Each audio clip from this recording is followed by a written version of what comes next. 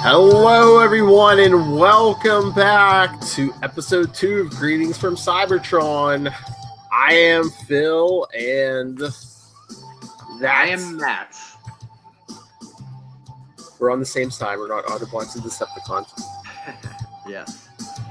We get along fine. We're gonna... Yes. No million-year war. It's like 4 million years. Yeah. But yes, of course, episode 2, we're covering Marvel Comics Transformers number 2. Already promising the big fight, Optimus Prime versus Megatron. Yeah. All right, so it's a nice cover. Yes. I don't know if there's a credit on there or not. Hey, who's that in the bottom corner box? That's Shadow Man. Spider-Man. I'm sure we'll never see him. No. But sign of things to come. The direct edition. Or not to come if you're reading the digital version on Hoopla, like I am. I was thinking at one point, sometime, who knows when. I mean, they have comic book adaptations of that 1986 Transformers movie. We should like do a special on the movie and do one on the comics, and I don't know, compare or something. Yeah, that'd be cool. Or anything else you guys want to hear us talk about? Write in capesandlunatics@gmail.com. Yeah. To the first ever ongoing Capes and Lunatics YouTube exclusive show. Mm-hmm. All right, Mr. Kona, you want to start us off? Yeah, let's kick it off. Issue number 2, Power Play. So, as we know, 4 million years ago, they came from Cybertron, a world composed entirely of machinery, a world torn by an age-old war between the heroic Autobots and the evil Decepticons. These incredible, powerful, living robots, capable of converting themselves into land and air vehicles, weapons, and other mechanical forms, continue their conflict on Earth. They are the Transformers. So we see the Decepticons overlooking the nuclear base, and on a craggy Oregon cliff, the Decepticons, under cover of darkness, gather. Megatron, their ruthless leader, speaks. There, below us, what we most desperately need to survive, fuel, and we shall take it. And he's Starscream kind of interrupts him. Forgive me, great Megatron, but would it not be wiser for Buzzsaw to scout the Earth compound first? And then he's thinking, as always, Starscream slyly seeks to undermine my command, but his advice is sound. Perhaps caution is called for, Starscream, but I choose Ravage to be our scout. As you wish, Megatron says. All right. Oh, should you want to do the we didn't credits? Do the credits. Yeah, yes. Credits where credits due. So Bill Manlow is doing the plot. Jim Salicrup doing the script. Frank Springer on pencils. Kim DeMolder with the inks. Janice Chiang of Quasar fame. Letters. Nell Yomtov colors. Bob Bodansky, the editor, and Jim Shooter, editor-in-chief. All right. On to page 2. Turn the page. Beep. All right. Within moments, Ravage has penetrated the security of the half-completed Harrison nuclear power plant. As he's thinking, at last, I'm free to prowl alone. That is how it should be. And the boxes tell us his walk is soundless. In the shadows, he literally disappears. No hint of his presence is betrayed. And then we see a guy on a microphone connected to a cassette player. Cassette player. With crews working around the clock, it is now only a matter of days before... Then we hear it click. He says, oops. Cassettes run out, and Ravage stinks. Perfect. I cannot imagine a more ideal opportunity. And so the page tells us, as the engineer reaches for a blank cassette tape, the invisible Decepticon leaps and transforms changing and shrinking undetected from his Decepticon mode into a cassette tape, and an ability mistakenly given to him by the Autobot spacecraft, the Ark. See last issue. Engineer Jason Boyd continues his progress report, never suspecting that it is being recorded onto an alien from beyond the stars. As he keeps recording, it's only a matter of days before the project is back on schedule. Harrison's maximum power output in megawatts per hour will far exceed any other nuclear. Hours later, Ravage reverts to his Decepticon mode and returns. He's back as the Panther. What have you learned? Ever obedient, Ravage plays back the engineer's report on his internal recording mechanisms to the assembled Decepticons. After the tape concludes, Ravage says to Megatron, "Great Megatron, those were the words of a human describing their energy harnessing technology." They're kind of hard for a Panther to do air quotes, but they're there in his word bubble. And we see the fight going on below in the junkyard. It's kind of a flashback, I think. This entire compound is surrounded by this strange life form that we encountered during our first battle with the Autobots of this world.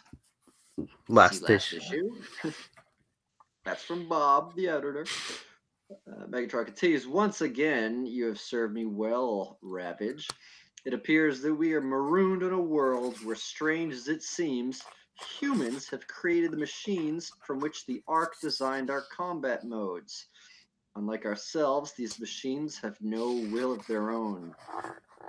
These self-same humans are also possess the technology to provide us with limitless life-sustaining fuel."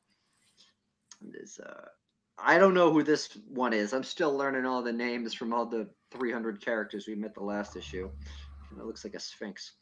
But it's Megatron's deductions are most shrewd. I must be careful not to ever let my lust for power cause me to underestimate his cunning. It is only a matter of time before Starscream commands the Decepticons. Must be Starscream. Yeah, I was gonna say, just give it time in these in the third person. In these first 4 issues. Yeah, just give it a second. They usually throw their own names out. Yeah. So Megatron getting the troops fired up. "Our course is clear. We need fuel and a base from which to obtain more fuel. Decepticons, prepare to attack," as he lifts his bazooka in the air in a fist pump. All right, next page. At Megatron's command, Skywarp, Starscream, and Thundercracker transform into jet fighters. As which one is that? Is that Skywarp? One of them thinks action at last.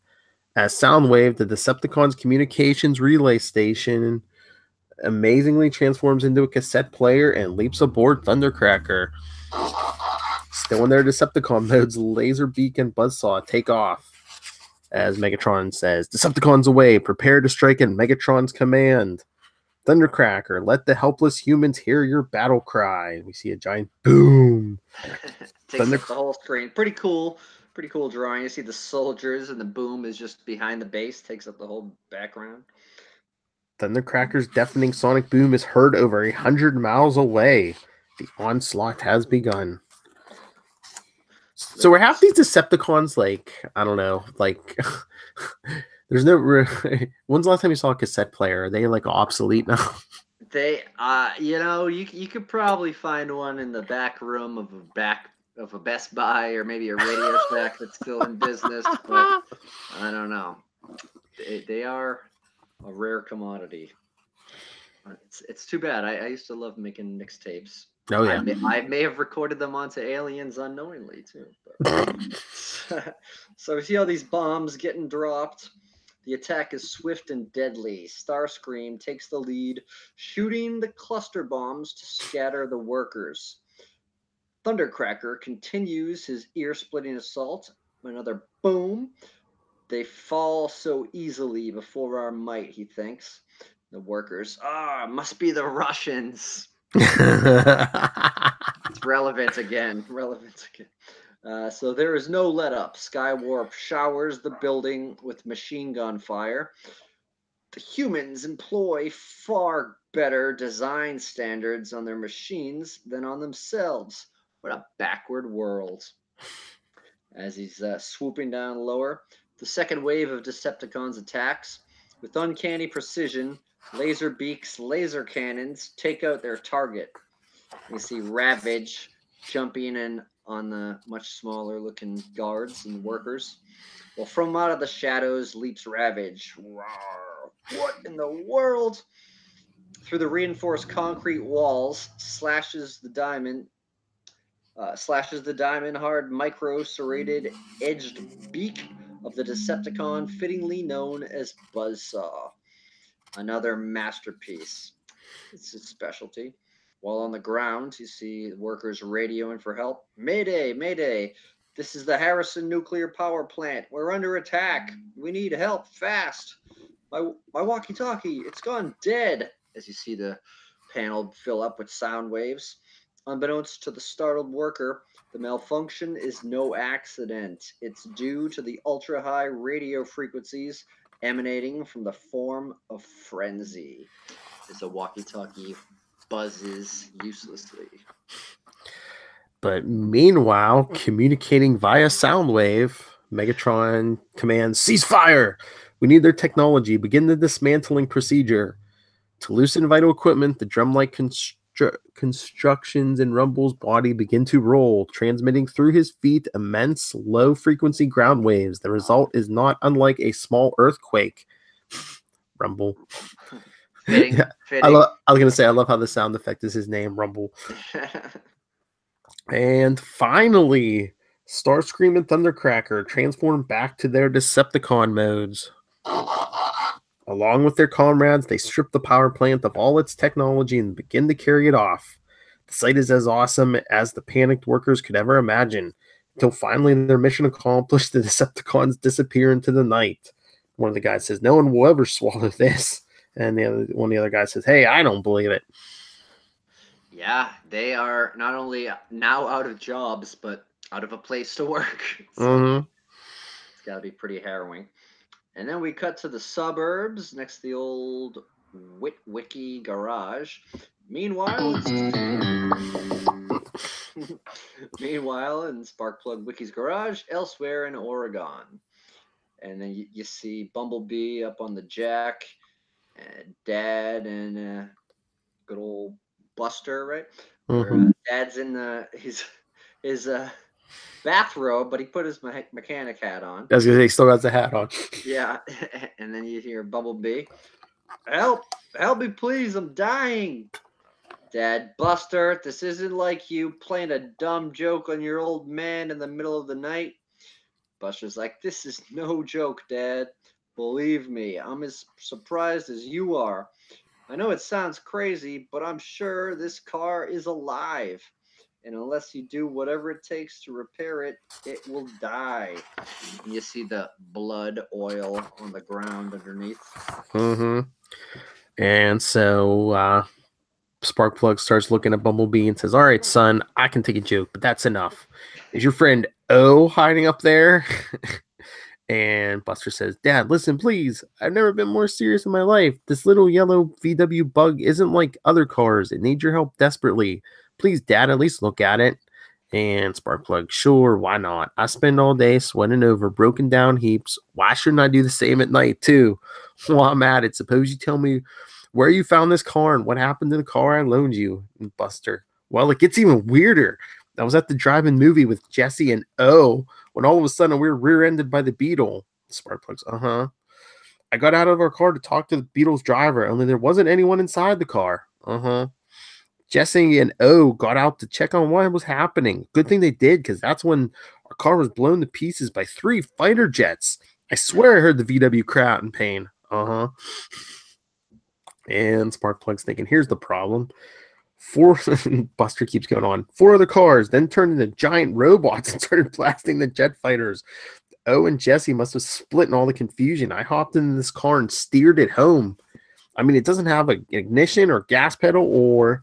Man, Sparkplug, I don't know what they put in that popcorn at the drive-in, but I hope it's not habit forming. Buster, "Dad, please, you have to save this car. Please. You're the best mechanic there is. If anyone can save its life, it's you. And so Dad's pointing underneath the car. For crying out loud, son, it's only a car. It's made of metal. It's a machine. The machines don't turn into robots and fight wars in movie drive-in parking lots, especially one that's leaking oil. And he sort of walks away as Buster puts his hand under the dripping car blood. Dad, this car is alive. This isn't oil. It's the car's blood. I don't know what's gone into you, but it looks like the only way I'll get any sleep around here is to fix that blasted car. And from the shadow underneath it, Buster's very grateful. Thank you, Dad. Oh, thank you, Dad. Well, you were right about one thing. I am the best mechanic in these parts. How would he, And the most modest. Yeah, exactly. It's like I'm the best mechanic on this street. Probably the only one, but yeah, I'm sure his kid's not bringing his loaned car out to other mechanics to test their metal, so to speak. Oh, so I gotta get a little punish direction in. Thank you. So Sparkplug continues. They haven't yet made this car that Sparkplug Witwicky can't fix. This car is different. Hours later, Buster asks, "Is he healed?" Blasted son, I'm a mechanic, not a doctor. Damn it, Jim. Yeah, nice classic Star Trek reference in there. All I did was fix a broke fuel line and tune up some parts. It wasn't easy. I've never seen a car quite like it, and click. Huh? What the? Oh no, it's falling apart. And Buster's like, no, it must be changing into its robot form like the others did. And Sparkplug's like, it's alive. And Bumblebee says, yes, thanks to both of your heroic efforts, Sparkplug Witwicky, your skill rivals that of my friend Ratchet, the Autobot's greatest physician. And Sparkplug, you mean there are more like you? And Buster's like, Dad, I told you about the battle in the drive-in. Who are you? Where do you come from? What do you want? And how do you wind up in my garage? And Bumblebee, I'm codenamed Bumblebee. I am from the planet Cybertron. I'm in desperate need of fuel. And your son drove me here. Do all small pink things ask so many questions? And Sparkplug thinks, great, just what I needed, a smart mouth giant robot. He says, if you need fuel, you come to the right place. And Buster's like, he's taking it pretty well. Yeah, he's going out to the gas pump, and Buster's like, Dad, you can't expect an extraterrestrial to guzzle premium unleaded. And the Sparkplug's like, oh, right. And Bumblebee says, perhaps Huffer, our engineer, can devise a conversion process whereby we can adapt to your primitive premium or unleaded. Just what do you want to do? Put trust your life in the hands of a guy named Huffer. His dad manages a paint store. Back on Cybertron, of course. Stay in school, kids. Don't do drugs. Thank you, Kramer. So Sparkplug says, heck, maybe I can figure that out for you. And he's thinking, I can't believe I'm having this conversation. And Buster says, where are the rest of you Autobots? And he said, that's Autobots, and they're probably back in the Ark, our spaceship, Bumblebee says as he starts transforming again. And Buster says, gee, I'd give anything to see a real spaceship. And Bumblebee, I'd be able to reach the Ark inconspicuously if I assume the shape of this typical Earth vehicle. Says, hop in, Buster. And Sparkplug says, son, wait a minute. Now, Buster, this is the chance of a lifetime, Dad. I've always dreamed something like this would happen to me. And Sparkplug, I give up. He taught his kid to not get into just vehicles with strangers. Never mind a vehicle made of stranger. But here goes all his parenting. So Buster is in the car, in the driver's seat. No seatbelt because it's not made for drivers. Armed casually out the window. Dad's trying. All right, so Bumblebee is speaking from the roof. Fear not, Sparkplug Witwicky. I merely plan to relay your generous offer. Finding some way to convert earthly resources to fuel for Autobot use to my leader, Optimus Prime. I shall safely return with your son. Right. And Buster, isn't this the most incredible thing that's ever happened to us? Okay, Bumblebee, take me to your leader. Dad waves. Be careful, son. Wow. And Bumblebee, take me to your. Tell me what brought you and the other. Oh no, sorry, that's Buster. It's coming from the roof. It's hard for me to tell. Yeah. Tell me what brought you and the other Autobots here to Earth. Well, years ago, 4 million, by your way of counting, my home planet, Cybertron, was torn apart by the war between the Autobots and our enemies, the Decepticons. Optimus Prime led a specifically selected group into space aboard the Ark to destroy an asteroid belt that threatened to destroy our home world. No sooner had we successfully completed our mission, we were ambushed by the Decepticons. In our weakened state, we were no match for the full force of their attack. He's explaining the city as he drives through the city traffic.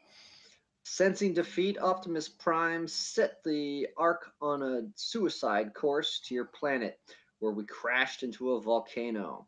Somehow, its recent eruption reactivated the Ark, which reprogrammed us to be able to transform into what it perceived to be your world's dominant life form, machines. Wow. Meanwhile, in the Ravage, Ravage is skulking unseen in the shadows of the city, thinking to himself, while Megatron oversees construction of the Decepticon base, I am free to prowl anew. And just ahead of Ravage, Buster's friends, Jesse and O, walk down the street. Jesse, oh, I'm worried about Buster. Me too, Jess, but there was no answer at his home. And then on the boombox that O is listening to, cassette player, he's listening to the radio function. Oh, that was a lady who calls herself the Dazzler. Yeah, Matt Coda's favorite. Yeah. I just picked up they reissued Dazzler #1. Ooh. It was not a True Believer dollar comic. It was $4, but I still sprung for it. And it holds up. It's a little goofy, but all right. So we go on, and Ravage is thinking those humans, they're friends of the one with whom the accursed Autobot has established contact. And with the speed of thought, Ravage transforms into a cassette tape. My optic sense recognize them from the first battle on this world with the Autobots. He jumps in the boombox. Editor's note. Oh wait, yeah. Last issue at the drive-in. Oh, hey, there he is. He sees the Bumblebee drive by. Nah. She yells out, Buster! And he says, boy, am I glad to see you guys. Because O says, where have you been? We've been calling you all night. Did you hear the news on the radio? Those same jet fighters from the drive-in hit the Harrison nuclear power plant. And here Bumblebee saying, the Decepticons have struck again? Tell me, what is a nuclear power plant? And O says, Jess, Buster's car just talked. And she says, I noticed. And Buster says, nuclear power is probably the mightiest source of energy your enemies could have chosen.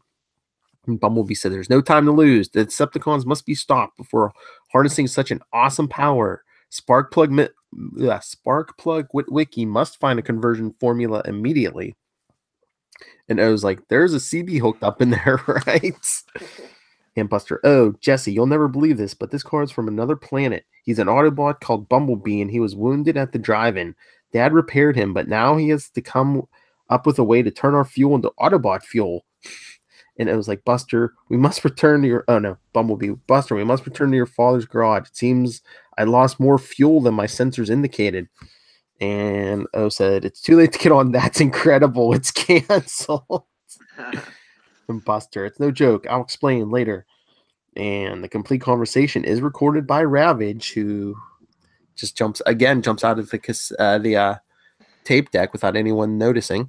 So he's invisible. Is that? I mean, I thought it was like he's invisible, like Batman. Like he blends into the shadows. Yeah, I don't think he's actually invisible. Okay.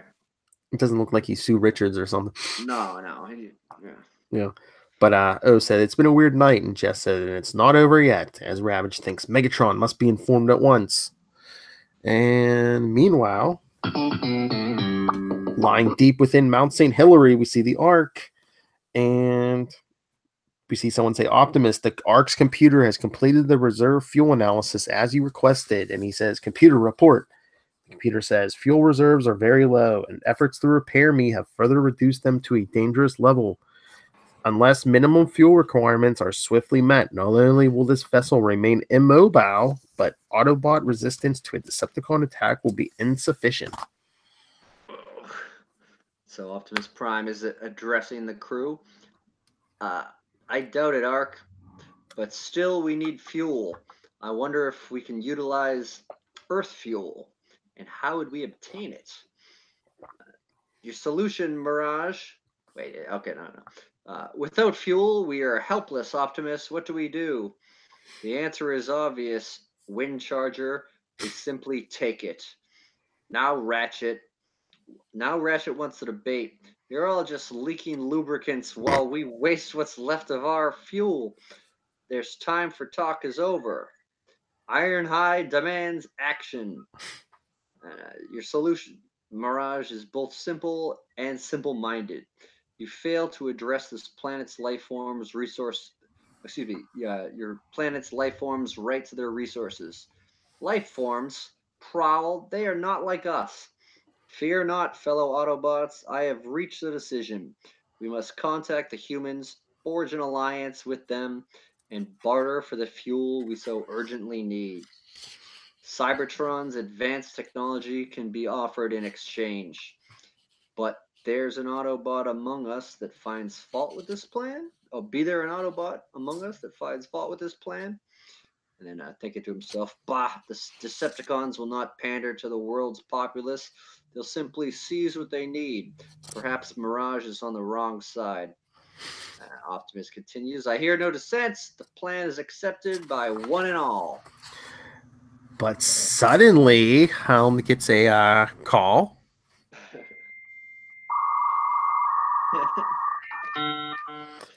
Optimus, I'm receiving an emergency broadcast on a standard Autobot distress frequency.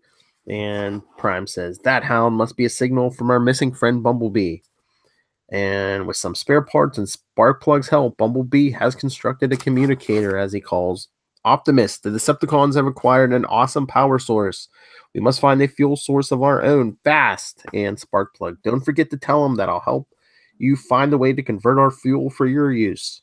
And Bumblebee calls back, a human is offered to help us adapt Earth fuel to our special needs. And Prime says, you have done well, Bumblebee. You have established the very alliance we need. Yeah, and he didn't have to barter any technology. That's true.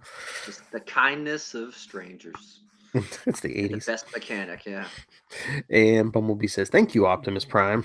And Sparkplug says, hey, you didn't tell him how to get here. Bumblebee says, that won't be necessary. They have already homed in on this frequency. And Prime says, Autobots, convert to Earth modes. Let's move out. And we see engines roar as the Autobots leave the Ark, climbing a road forged by engineers Huffer and Wheeljack, while Ratchet remains behind with a small crew to continue repairs on the Ark. And he's thinking, without fuel, even my considerable skills are useless.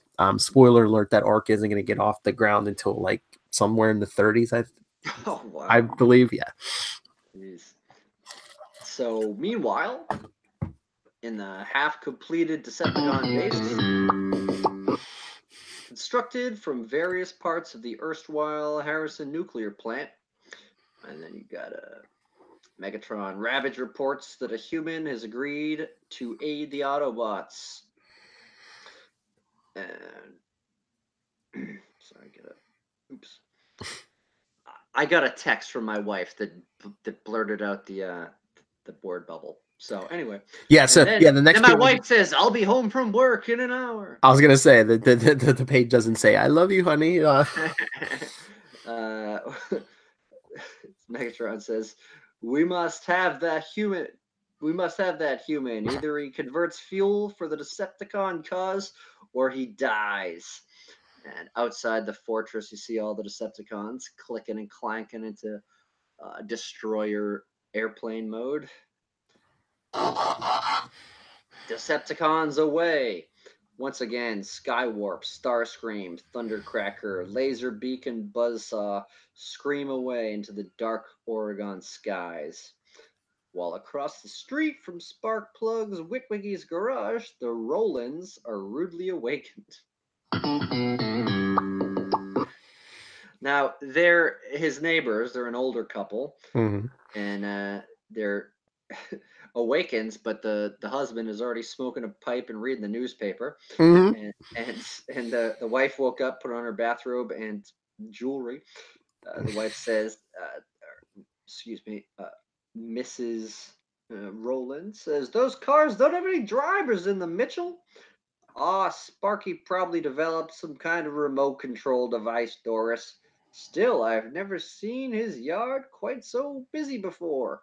As you see a giant Mack truck about to pull into the garage that he will almost certainly not fit in, behind a slew of other Transformer vehicles or Autobots. And let me see. The Bumblebee says, Optimus Prime, fellow Autobots, meet Sparkplug and Buster Witwicky. And then they're watching all these Autobots show it up. Now I've seen everything.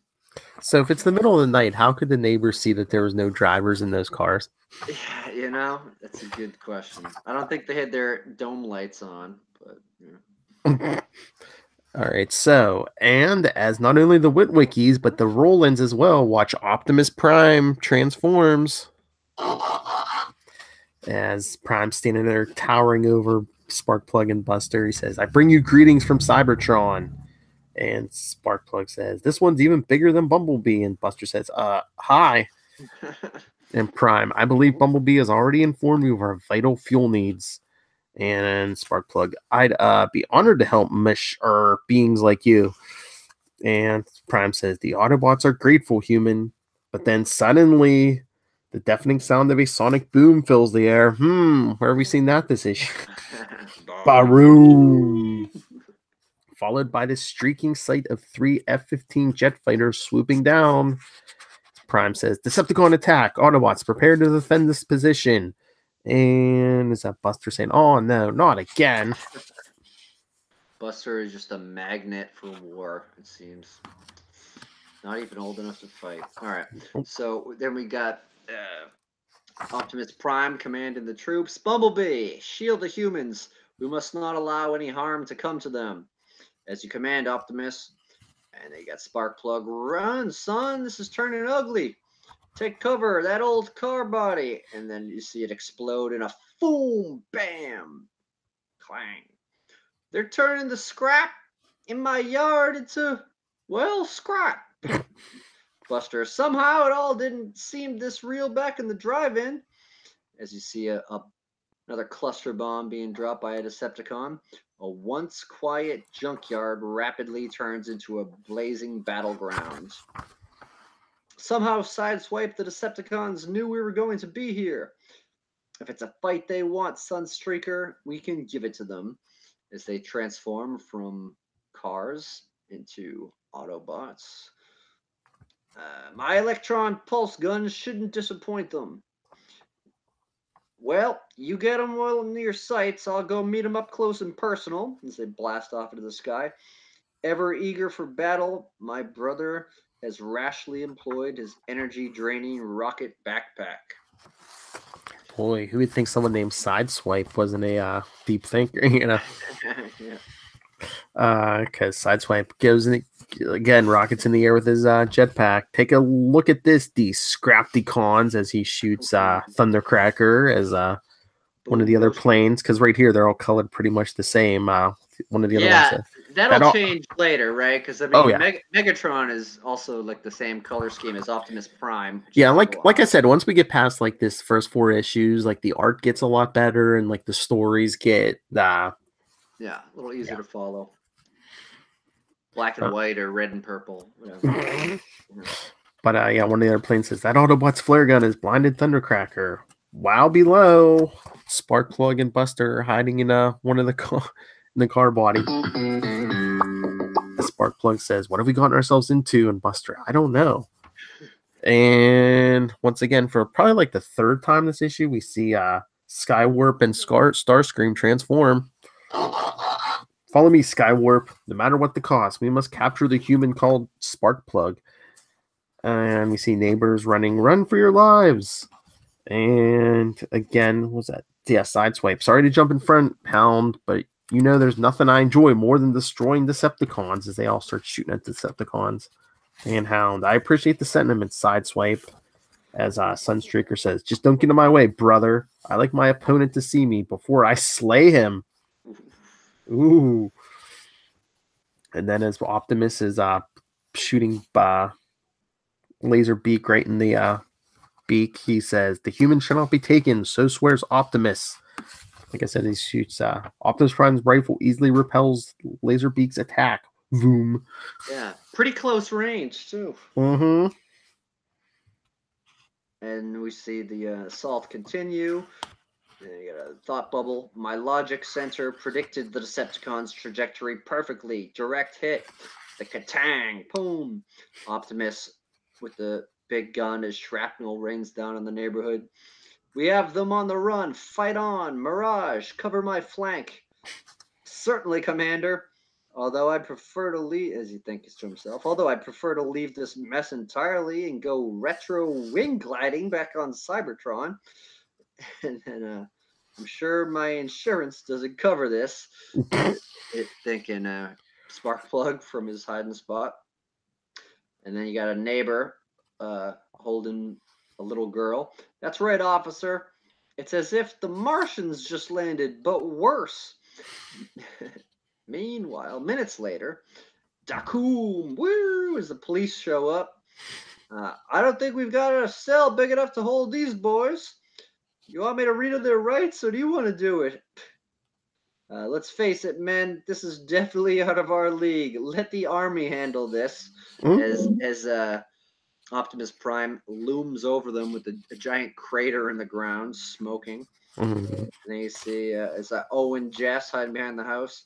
Jesse, I'm scared. Let's not get any closer. I just hope Buster's all right. If only I could be by his side. Frankly, I'd rather be somewhere else. Anywhere else. And then from out of the shadows, Ravage springs, surprising Mirage. Wow. What? Where did you come from? He thinks to himself, caught me off guard. I'm unable to use my electro disruptor against him. Yes, he pushes Mirage to the ground. Rawr. And Mirage says, Brother Transformer, this is madness, as Brawn sees. Mirage is in trouble. And Mirage, who benefits from this battle? Back on Cybertron, we could be enjoying the good life. And Brawn smacks Ravage away and says, is this little kitty cat giving you trouble, Mirage? And Mirage smacks him away. And Mirage says, not any longer, my powerful friend Brawn. And then we see Megatron sneaking up behind Bumblebee and the humans. He says, while the battle rages on, the time has come for Megatron to take matters into his own hand. Because he only has one hand. The other hand is a giant holding his gun. Yeah. Buster, the Autobots are winning. We're saved. And Bumblebee says, I'm inclined to agree with you, and I don't usually rush to conclude, as he gets punched by Megatron. Yeah. Overconfident. Big hammer fist to the chest from behind. That's pretty brutal. Overconfident fools. They entrusted the human to their weakest member. And Sparkplug, he killed Bumblebee with just one shot. And as Megatron grabs Sparkplug and says, you are the one I seek. And Sparkplug, run, son, don't let him get you too. And Buster yells, Dad, leave him alone. Somebody please help. And Optimus turns and goes, Optimus Prime hears Buster's scream. And Axe draws his gun. Megatron, surrender the human or suffer the consequences. In a word, Optimus, no. As he blasts down on him with a wahoom. And Sparkplug is dropping. He says, Geronimo! Like to see that his sense of humor is still there. Mm-hmm. So Optimus is thinking to himself, my desperate ploy worked. The human is freed, though I was nearly reduced to scrap. How dare you endanger the lives of the world's people? This isn't their war. And Megatron carefully picks up, or cleverly picks up a truck to use as a shield with a wham. And Sparkplug thinks, hurt my leg, but I gotta get out of here. Megatron, after 4 million years, you haven't changed. You still fight with your mouth. As he throws his shield, knocking Optimus Prime back on his heels. Perhaps this will halt your endless prattling. And then he grabs a hold of a giant motor. Why do I persist in trying to reason with you when the only language you understand is violence? As Optimus there's a real mean engine fastball, left southpaw style, and it bashes into the chest and neck area of Megatron with a clung. And Megatron, you self-righteous dolt. Soon all your precious Autobots will be reduced to lifeless slag. I will seize control of this puny world and turn it into a launching ground for my ultimate goal, the invasion of lost Cybertron. Wow, he's still clinging to that 4 million year old grudge, yeah. Yeah, wow. Buster, Dad, I'm here. And Sparkplug, stay back. It isn't safe. And as he gets picked up again by Starscream, I think, again, they're all colored like the same as Buster yells, Dad. And, oh, yeah, it's Starscream because, again, calls out his name. You may have eluded the great Megatron, but Starscream has you now. Your full fuel conversion plan belongs now to the Decepticons. And Buster's yelling, come back, as Starscream grabs Sparkplug and starts transforming. That thing, it swallowed Dad into its cockpit like he was a snack. And Megatron, my presence here is required no longer. We have what we came for. Decepticons, away! So they go into retreat mode. You see, before Optimus can react, Megatron and Ravage transform into their earthly incarnations, which is a giant gun and a cassette tape. And then they go up into one of the other ones, and they board the waiting Skywarp and Thundercracker. And as quickly, as suddenly as they came, they're gone. As you see Buster helplessly looking up at the fleet of Decepticons flying away. They're getting away! Optimus, you've got to go after them. They have my dad. I agree, my little friend, but without immediate refueling, it's impossible. So concerned, Buster's thinking, how will they be able to rescue Dad when it looks like they can't even help themselves? But it looks like they're getting help next issue. Yeah. By the Shadow Man. It says next, and along came a Spider-Man. Yes, this is the events next week. I'm excited to talk about it. I just read it today before we recorded. Yes. And yeah, banned from the digital internet for not having Hasbro characters. Or having a Marvel character in there. This is Black Suit Spidey. Yes, it's the actual symbiote suit. This is before Venom. This is when Spider-Man was still wearing the alien costume. Yeah, the events happened before Spider-Man or Amazing Spider-Man 258. That's right. Later on, so pretty cool. Pretty cool.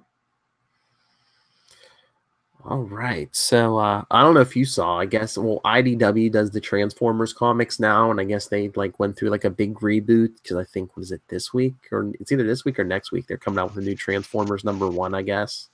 Oh, okay. I don't know if it's a flashback thing or something, because I guess in this version, I guess Optimus Prime and Megatron used to be friends before the war. Oh, okay. Instead of hurling car engines at each other. Yeah. Well, I picked up a few. I went to New England Comics and scoured the dollar bins today, and I found a bunch of IDW issues, including their prequel and adaptation of Dark of the Moon and the Armada kind, and the Micromasters too, which is kind of. Maybe we'll get to those eventually, but I just figured I'd grab them in case.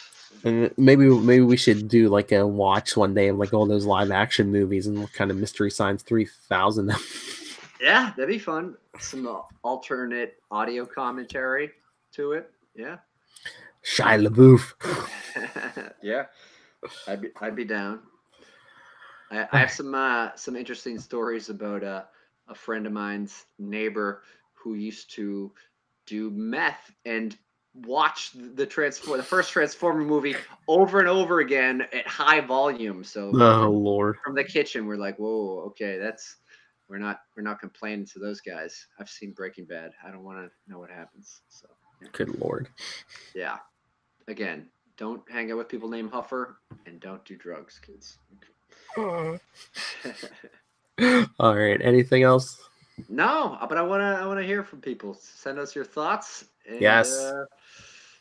yeah, I'm looking forward to talking more about it. I'm headed to the Northeast Comic Con this Sunday to do some comedy, and I'm gonna go scouring through the bins and see what I can dig up for some of these old Transformer issues. So I'm excited.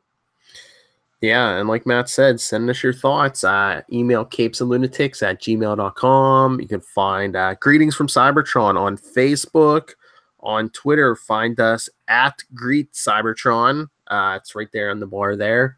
Or you can always call us. Send us voicemails, nice and easy. 614-382-2737. That's 614-38-CAPES. And we will take them from your cassette and play them through a boombox on the air. Right? Or is it Ravage? Don't ravage. Come on, ravage us with your emails and phone calls. Yes. Let's start a frenzy. Yeah, next time, issue 3, Spider-Man. Like the only connection like they have with the rest of the Marvel universe. Besides the occasional airplay of Dazzler. Eventually, we will get other singer. Yeah, eventually we'll get other superhumans, but yeah, nobody you've seen before. Yeah.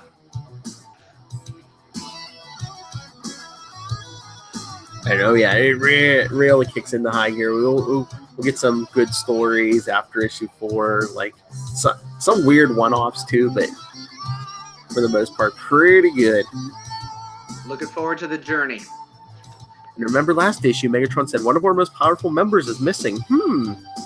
That could have come up by issue 4, could it?